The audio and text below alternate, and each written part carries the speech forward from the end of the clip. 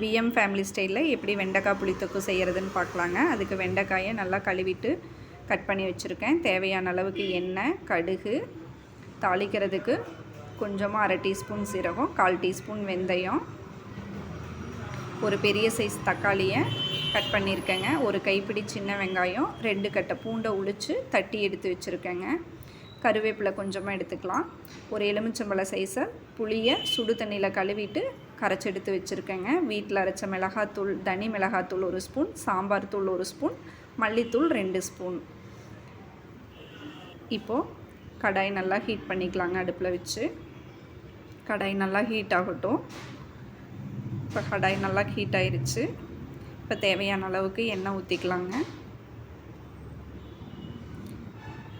நல்லெண்ணெய் ஆட் பண்ணிங்கன்னா இன்னும் டேஸ்ட்டு நல்லாயிருக்கும். இப்போ வெண்டைக்காயை போட்டு நல்லா வதக்கிக்கலாம். லைட்டாக வதக்கினா போதுங்க, ரொம்ப வதங்கணுங்கிறது இல்லை. கலர் மாறாமல் ஒன்றோடு ஒன்று ஒட்டாமல் வந்தால் போதும்.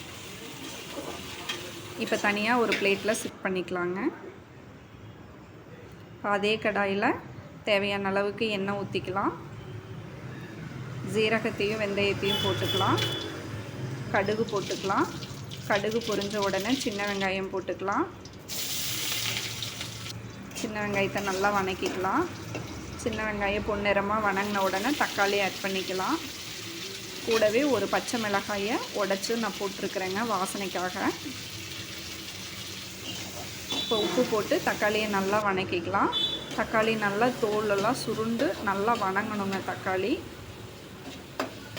தக்காளி வதங்கின உடனே மசாலா தூள் எல்லாத்தையும் ஆட் பண்ணிக்கலாம்.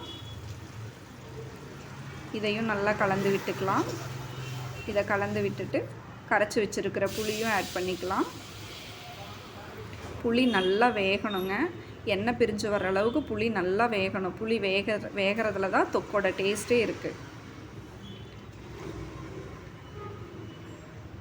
கொஞ்சம் கூடவே தண்ணி ஊற்றிக்கிட்டு நல்லா கொதிக்கட்டுங்க. கொதி வந்ததும் தட்டி வச்சுருக்கிற பூண்டையும் கருவேப்பிலையும் இது கூட ஆட் பண்ணி நல்லா கலந்து விட்டுக்கலாம். இப்போ வதக்கி வச்சுருக்கிற வெண்டைக்காய் ஒரு பக்கம் இருக்குதுங்க. அந்த வதக்கி வச்சுருக்கிற வெண்டைக்காயும் இது கூடவே ஆட் பண்ணிக்கலாம். இதையும் இப்போ நல்லா கலந்து விட்டுக்கலாம். கலந்து விட்டுட்டு மூடி போட்டு மூடி வச்சுக்கலாம். இப்போ நல்லா இது சிம்மில் வச்சு நல்லா இந்த புளி சுண்டி வரட்டுங்க. எண்ணெய் பிரிஞ்சு வர்ற அளவுக்கு நல்லா கொதிக்க விடணும்.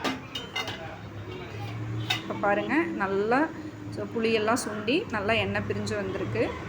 இப்போ சாப்பாடு போட்டு வெண்டைக்காய் தொக்கு போட்டு நம்ம ப்ரிப்பேர் பண்ணலாம். டேஸ்ட் அல்டிமேட்டாக இருக்கும். ஒரு டைம் ட்ரை பண்ணி பாருங்கள். வேறு லெவலில் இருக்கும். சப்ஸ்கிரைப் பண்ணுங்கள், லைக் பண்ணுங்கள், ஷேர் பண்ணுங்கள், மறக்காமல் கமெண்ட் பண்ணுங்கள். பாய்.